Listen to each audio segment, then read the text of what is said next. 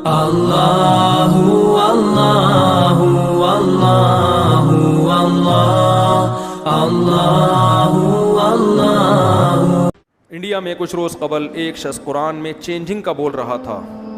India میں کچھ روز قبل ایک کلپ آیا ہے کہ ایک صاحب کہہ رہے ہیں کہ یہ جہاد کی آیتیں مسلمانوں نے قرآن میں بعد میں داخل کی ہیں، یہ قرآن میں نہیں ہے۔ پوری دنیا میں قرآن ایک ہی پڑھا جاتا ہے، سمجھ رہے ہو؟ یہ تو پاگلوں والی بات ہے، بے وقوفوں والی بات ہے۔ کہ کب ہوئی چینجنگ، کس ٹائم پہ ہوئی؟ ایسا تھوڑی کہ پوری تراویح تو حضرت عمر نے 20 رکعت تراویح شروع کروائی تھی، اس وقت سے لے کے اب تک تراویحوں میں قرآن پڑھا جا رہا ہے۔ کہیں چینجنگ ہوئی ہوتی تو تراویحوں میں چینج ہوتا تو پیچھے سے لقمہ دیا جاتا نا حافظ لوگ۔ باقی اسلام جس جہاد کی بات کرتا ہے، آپ جو دہشت گردی کی بات کرتے ہو، اس کا اس جہاد سے کوئی تعلق نہیں ہے۔ اسلام میں کسی غیر مسلم کو قتل کرنے کی اجازت نہیں ہے۔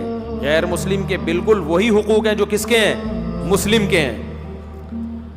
اس کی بالکل اجازت نہیں ہے، بلکہ قرآن تو نبی صلی اللہ علیہ وسلم نے تو غیر مسلم جو رہتے ہیں ان کے اتنے حقوق بیان کیے کہ کسی ذمی نے جو آپ کی ریاست میں غیر مسلم رہتا ہے، آپ صلی اللہ علیہ وسلم نے فرمایا جو اس پہ ظلم کرے گا قیامت میں اس کی طرف سے میں بدلہ لوں گا، او کما قال صلی اللہ علیہ وسلم۔ تو یہ چاہتے ہیں کہ جہاد نکال دیں تاکہ ابھی نندن اگر وہاں سے آئے تو ہمارا پائلٹ اڑے ہی نہیں۔ یہ جو اسلام میں قرآن میں جہاد ہے نا، یہ ہے کہ اگر ابھی نندن، میں ابھی نندن کی عزت کرتا ہوں کیونکہ اس نے ہماری آرمی کی بھی تعریف کی اور پاکستان کی بھی، ایک کردار کے طور پر میں اس کا نام لے رہا ہوں۔ یہ لوگ چاہتے ہیں قرآن سے جہاد نکالو تاکہ ابھی نندن جیسا کوئی جب جہاز لے کے اڑے اور ہمارے ملک پہ حملہ کرنے کے لیے آئے تو ہمیں موٹیویشن کے لیے قرآن میں کچھ بھی نہ ملے، ہمیں قرآن میں یہ ملے کہ اگر کوئی شخص تم پہ جہاز لے کے حملہ کرتا ہے تو اس کے لیے رات کو تہجد میں اٹھ کے دعائیں مانگو۔ یہ چاہتے ہیں کہ ہم ایسے ہو جائیں۔ تو بھائی ہمیں تو موٹیویشن کہاں سے ملے گی؟ قرآن سے۔ اللہ نے کہا اعدوا لہم ما استطعتم من قوہ، کسی بھی وقت ابھی نندن دوبارہ آ سکتا ہے، پہلے سے اپنے جہاز تیار رکھو۔ یہ اس آیت کا اصل مطلب ہے کہ قوت جمع کر کے رکھو۔ یہ نہیں کہ خام خامے پنگا لینے کا اسلام حکم نہیں دیتا، وہ بھی انسان ہے، ان کو بھی زندہ رہنے کا حق ہے۔ خام خواہ کی نہیں ہے کہ بلا وجہ دنیا میں فساد مچانا شروع کر دو، لیکن قرآن ہمیں جہاد کا حکم دیتا ہے۔ گھوڑے بھی باندھو، استبل بھی بناؤ، ٹریننگ بھی لو۔ نبی نے فرمایا جس نے تیر چلانا سیکھا اور بھول گیا ہم میں سے نہیں ہے۔ سمجھتے ہو؟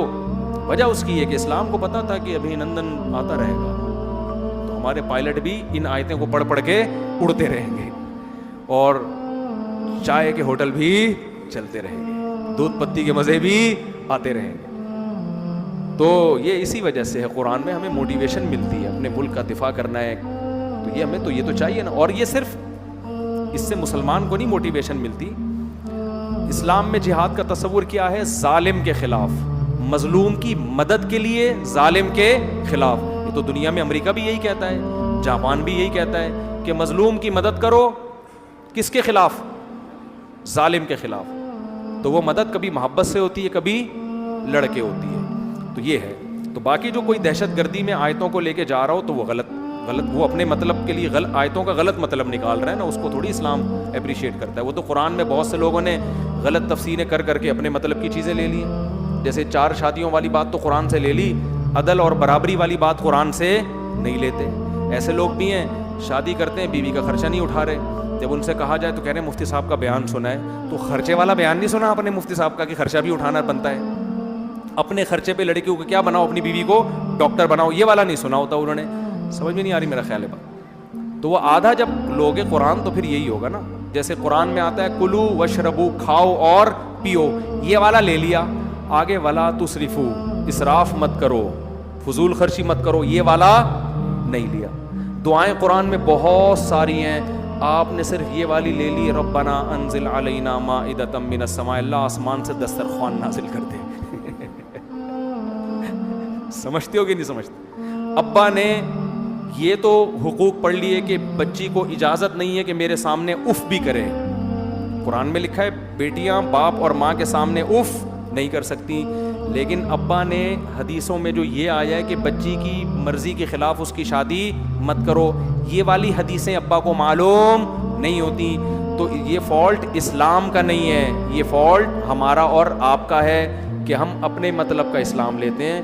تو اسی طرح اسلام میں جو جہاد کی آیتیں ہیں اس میں مقصد مظلوم کی مدد ہے، لیکن اگر کوئی ان آیتوں کی غلط تشریح کر کے دنیا میں دہشت گردی پھیلاتا ہے، فساد پھیلاتا ہے، تو یہ نہ قرآن کا قصور ہے نہ اسلام کا قصور ہے، بلکہ یہ اس شخص کا قصور ہے جو قرآن کی آیتوں کو غلط مطلب میں لے کے جا رہا ہے، آدھی آیتیں لے رہا ہے آدھی نہیں لے رہا۔ سمجھتے ہو کہ نہیں سمجھتے؟ اللہ عمل کی توفیق عطا فرمائے۔